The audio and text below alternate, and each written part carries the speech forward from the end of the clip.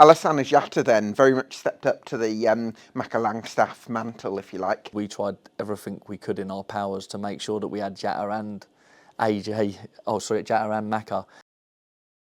Stuart, welcome to the Sportsman. First time we spoke briefly off camera at Wembley, and I think one of the things you said to me is we'll try and concede fewer goals next season. So far, you're certainly on track to that. Is that a major source of satisfaction for you based on the season so far? Definitely. I think if you look at our performances this season, I think we're very difficult to beat now. Defensively, we're a lot more solid. We're not making the errors that we were last season, and it kind of deflates everyone. I think some of the goals that we conceded last season at different times, and it was different individual errors. It wasn't just one player or one incident. There was different goals that we kind of conceded that were frustrating, deflated everyone, because we actually wasn't performing too bad within games. We were creating more chances than oppositions and conceding less, but we were losing games of football, and so we knew that once we got to the summer, we knew that it was a major point that we needed to focus on. One thing that really impressed me was the Reitz brothers in their statement around April time. And I think they kind of recognised what you were talking about there, Stuart. And I think it would have been very easy for them as an ownership group to maybe look at the results alone and the number of goals that were conceding at the time. But I think they could see that there was something in place where you were creating a lot of chances and you weren't just needed a few tweaks to fine tune that kind of balance between going forward and defending. How good an ownership group have they been to work with? Yeah, they've been incredible. I think when we got the job and sat down with them and saw their vision for the football club and how they worked, obviously they're data driven and we recruit in a data way, and a lot of it is off of stats on performance levels, so you can get a real clear, because performance levels are very key, because if you're performing to a very high level, eventually that will change. And a lot of the performances that we're put in when we first come in, we didn't quite get the results. We'd missed a lot of big moments within games, and then at the other end we'd make an error and it'd be in the back of your net, and then you'd lose a game of football that potentially you didn't deserve to lose. And I think the key was that they look into everything, and the performances were not too bad. Look, were they where we wanted them to be even as a management team? No. But did we expect them to be where we wanted them to be? No, because I think it's very hard when you come in mid-season to then have the influence of how we wanted to play. Although that we're possession-based, Luke was possession-based, and Luke done an incredible job here, and moved on and into the champ. But we're different in the sense of the way that we want to dominate the ball, and in a slightly different style. And it's like everything, it's in the way we want to defend into the way that they probably wanted to defend. So it wasn't going to happen overnight. We knew it was going to take time, and obviously the owners have given us that time now, and we look at it and we believe as a management team we're kind of reaping the rewards now of the way that the club's recruited in the summer, and obviously we all had a key part in that process of watching players and making sure that they fitted what we wanted and could fit into the way that we wanted to play, and I think that we're all getting the rewards from that. Certainly are. You mentioned Luke Williams there as I could imagine being the new Notts County manager sort of 12 months ago or so, and feeling a little bit intimidated perhaps by replacing such a charismatic presence, a legendary figure at the club. Was there a part of you that felt a little bit daunted at that time? No, not at all. I respected Luke. We'd come up against him and I thought his team in the National League were outstanding. So I respected him hugely, and I still respect him now and still speak to him, and I think he done an incredible job here. I think that obviously when we came in though, I think they'd lost 9 in 15. I think they were kind of a little bit on that downward trajectory from the start of the season where they were outscoring teams, and League Two is totally different to the way the National League was as well. So they come up and they kind of had a similar squad to what they had within the National League. I feel that League Two that season was the start of teams starting to spend really big money in League Two, and we all kind of get caught up a little bit of saying it was Mansfield, Stockport and Wrexham, but there's a lot more clubs within the division that are spending a lot more money than what people think, and you see that within their squads. If you go through League Two squads now to the types of players that they're signing. Port Vale signing George Byers, for instance. Oh yeah, he's a championship player for me, and he's like one example, and there's a hell of a lot more through the whole league. So I think there was a lot of change, and I think that Notts needed to adapt to it, and I think that's what we've done this summer. We've kind of adapted now to League Two, and that doesn't happen overnight. I think if you go back 5 seasons, I think when they got promoted last season, I think they just go straight for the league with the squad of players that they had and the way they played. But League Two was was a hell of a lot stronger last season, and this season's stronger as well. I think people have looked at the big teams going, but I look at the strength in depth within some of the squads within this division. I believe that there's probably 14 to 16 clubs all believe that they can probably get promoted this season. So recruitment strategies then, Stuart. One thing I imagine that's a real dilemma is you want to recruit players that fit into your stylistic ideals. You also want to troubleshoot problems that existed last season. And I think in League Two especially, it's a really fine balancing act. So talk me through that process as a recruitment. I think our biggest issue last year, we couldn't combat the opposition. I think if you looked, we talked briefly about our performance levels were very good. We were creating more chances, having more shots, more crosses, and then teams would get a long throw it in our box and it'd end up in our net. So we needed to make sure our recruitment was of that mould. We needed to recruit players that really wanted to defend. First and foremost, before anything, we needed them to defend. Without the technical ability, and did we believe they could fit into our philosophy, we needed to fit them in to the way we wanted to play, but they needed to want to defend, and that's how we kind of picked our recruitment. We had key targets, which was Matty Platt was one of our number one targets, Jacob Badeau was one of those, and Bassi. So we kind of knew the players we needed to go after and get, and obviously we were very fortunate to be able to get those players over the line, and they've been so key to us so far this season. Talk to me about Alex Bass then, because he seems to have been a very consistent goalkeeper in the below the Championship over the last few years. I think he's the best in the division. I think he proved that as being one of the best last season.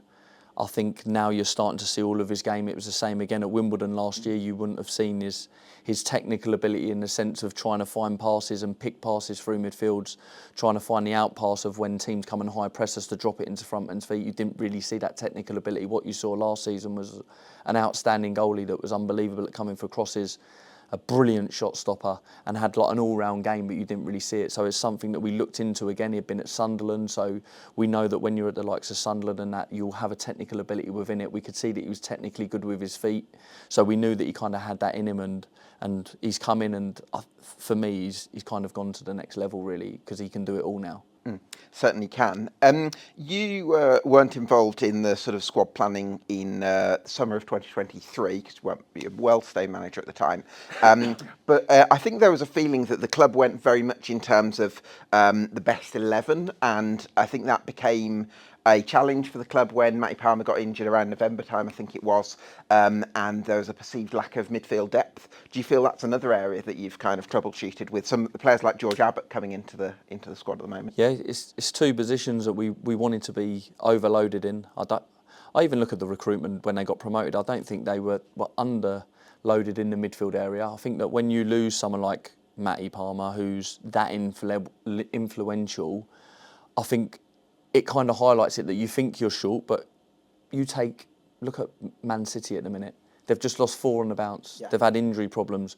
But if you look at the players that are coming into the team, they could probably get in any team in world football, but they've still lost games of football. So you do have players that are just influential. And it's in a way, they came into League Two and a lot of teams come and high press them man for man. Matty Palmer can solve those situations like that. He's got that football intelligence of where to be on the pitch, but then also pick the right pass 99 times out of 100.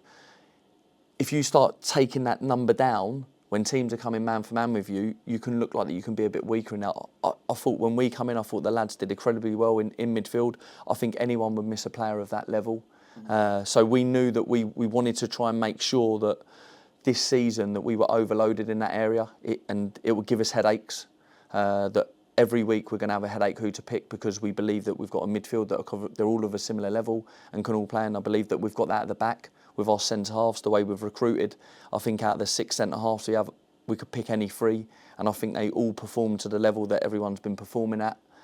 So yeah, it's something that we were big on, and we wanted to make sure that we were very strong in, because it's the area of the pitch that we want to dominate. We build from the back, we play through the thirds into midfield, so we knew that it was such a key component in transition of actually attacking but also defending. So yeah, it's been an area that we have probably overloaded ourselves in, and we've been thankful for it because of the injuries that we've had.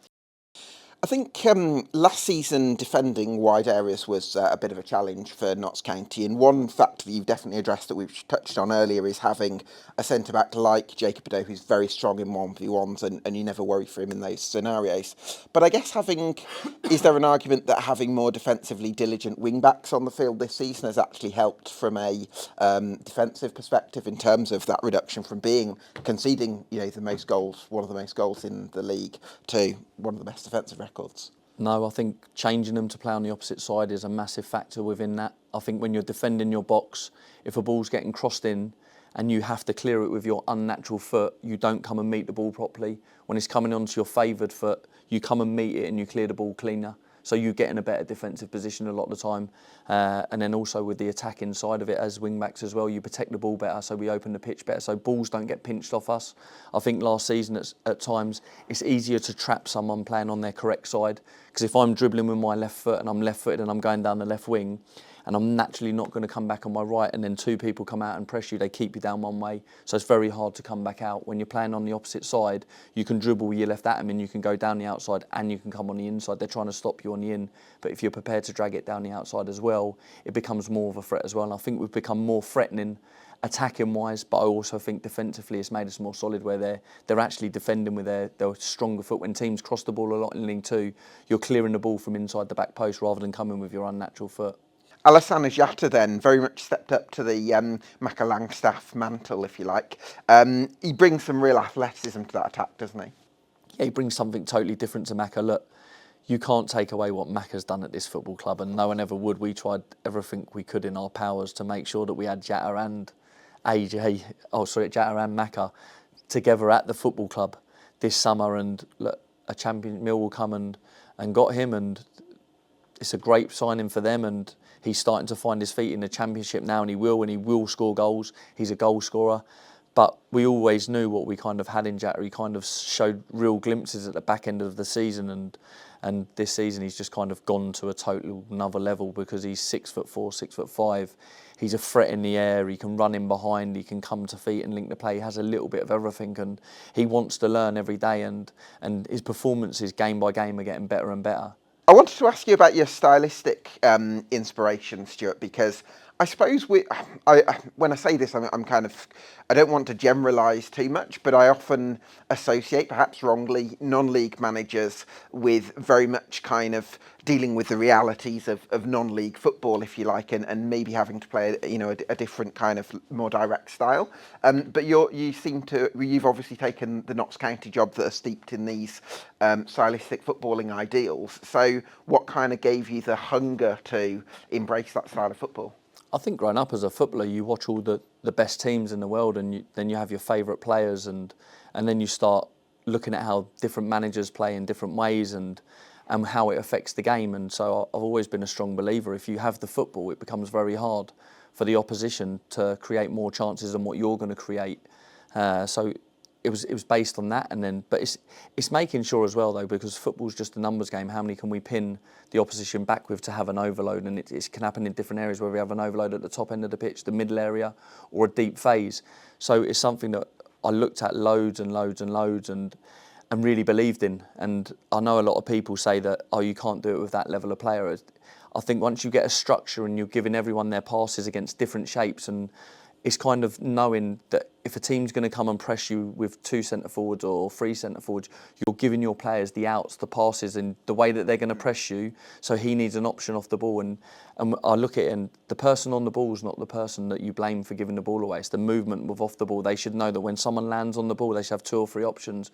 But then we take that responsibility as a management team when we're building or prepping in the week towards a game, that they should know all the info and the way that teams are going to come and press us, and whether they're going to high press us, mid press us, or low block. So they know all their passes before they go on the pitch. Things change within the game, and then that's down to us as a management team to identify that as quick as we can, to then start telling the players where their next pass is. So I believe that once you get your structure right, you can fit players into it, and then it's about attributes and fit players that suit into the role that you want them within your technical structure. Who are the players and teams that have opposition players and teams that have impressed you most in League Two so far then? I think everyone has, in a sense, in different ways. I think everyone kind of has a little slightly different strategy, slightly different way that they want to approach a game in the way they want to press you. So yeah, a lot of teams have impressed me. It's very hard to pinpoint one team. I think they've all done very well against us. I think they've all been difficult games and tough games for different reasons. There's been games that we've lost that we probably deserve to win, but the team's set up in a way that has hurt us, and we've hurt them, and we haven't had the big moments within games. So I think everyone that we've kind of come up against this season have been a very tough opposition, and that's why I do believe anyone in League Two can beat anyone. And I know everyone says it through all the leagues, and it is true to a degree. I do think that League Two, from the top teams all the way to the bottom teams, the way the league's structured at the minute, are very competitive, and anyone on a given day can hurt anyone. What's the key then to making Meadow Lane a place that intimidates opponents rather than inspires them?